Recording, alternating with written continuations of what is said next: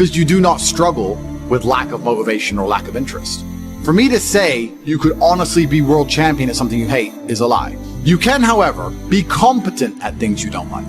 You can be very good at something you don't like doing. To be the best in the world, you probably have to fall in love with it. But the way you do anything is the way you do everything. And you can fall in love with the idea of being good in general. So anything I do, I don't want to be bad at. I either don't do it or I try my very best all the time to become extremely good at it. I don't see the point in doing anything and being mediocre or being bad at it. What's the point?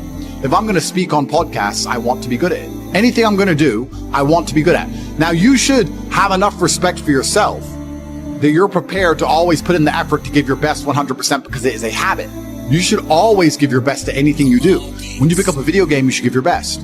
When you drive a car, you should attempt to drive as efficiently as possible, using the brake as little as possible to not waste fuel, to make sure there's no close calls, no sudden braking. Most of you are just getting in your car and driving like a jackass from point A to point B, not trying to actually go, you know what, let me drive and pretend I have the queen in the back seat and I can't even brake suddenly. And I only have a fraction of fuel. How far can I go if I very smoothly, very calmly anticipate the traffic in advance, move my car in and out of the car so I barely have to brake, keep moving slowly and smoothly. Let me try and get good at this. The way you do anything is the way you do everything. And it is a habit to be good at things. There's nothing wrong with just being good at things. To be the best in the world, you have to love it. That's true. But you're not going to love the majority of things you do. That's not realistic. The world's not going to afford you a life where everything you do you're in love with. In fact, you're going to end up doing a whole bunch of things you don't want to do. And the life hack is, if you enjoy getting better at things, then you can be doing something you don't want to do better than you previously done it, and now you enjoy doing it because you were more competent and more capable at said task. You are now better at said task. Every single thing I approach with vigor because I like being good at things. And that's not because I'm arrogant. That's because I have enough respect for myself, and more importantly, I have enough respect for the people I love to know that I need to be good at things. When my children, or when my women, or my family, or my people who rely on me, my brothers, anybody comes to me expecting me to do something for them, I need to have enough respect for them to know that I'm good at what they ask me to do.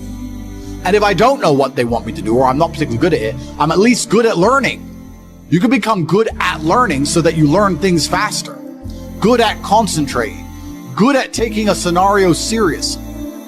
These are all basic life skills that go along with bravery.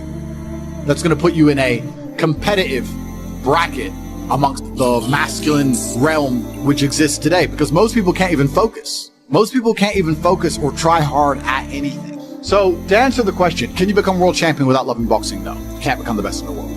However, you can become very good at it, because you can have enough discipline to ensure that you go to training. And you can make sure that you're the kind of person who, if you're going to go to training, you're going to try your best. Guys, you're going to go to training for an hour. Whether you try hard or don't try hard, you're going to spend an hour in the boxing gym. There is no reason to not try. That is a learned habit. And what you often find with people who need to be motivated into things, because they're not disciplined enough to do things and not disciplined enough to do things properly, they'll go and say, I went to boxing training, as if that's all that it's about. It's not about going to the training. It's about trying hard in the training. It's about giving it your all. It's about dedicating yourself. You're going to give an hour up anyway. There's no reason to not try. Most people go through their entire adult life without trying 100% hardly ever. Think about it. Even when you go to the gym, you don't try 100%. You try 60%, 70%. You don't try 100% at home. What do you try 100% with? Do you really try 100% with work? Are you really moving that mouse as quickly as you possibly can? No, you're not trying. So you have people who have gone through life and are going through life without even giving 100% of what they've got ever. And it's interesting because we're entering the most competitive period of human history. So you need to get very good at everything you do, all of the time. You'll learn a lot of lessons about psychology in the boxing ring. Now, they're not related, technically. One's exercise, one's the psychology of people. But you'll learn in the fight ring, you'll learn that you're not tired when you're winning. You're tired when you're losing. That once you start to win, you get to find unlimited energy from the universe from somewhere, and you just continue to push forward, no matter how hard it is. Winning is easy. It's trying to turn it around when you're losing that is difficult. You take this lesson from boxing and you apply it to everything else in life. You apply it to money and say, once I start to make money, I know I will have endless motivation to keep making money. It's just hard to make money in the first place. It's hard to get over that hurdle, but once I get going, it's easy. It's a positive reinforcement.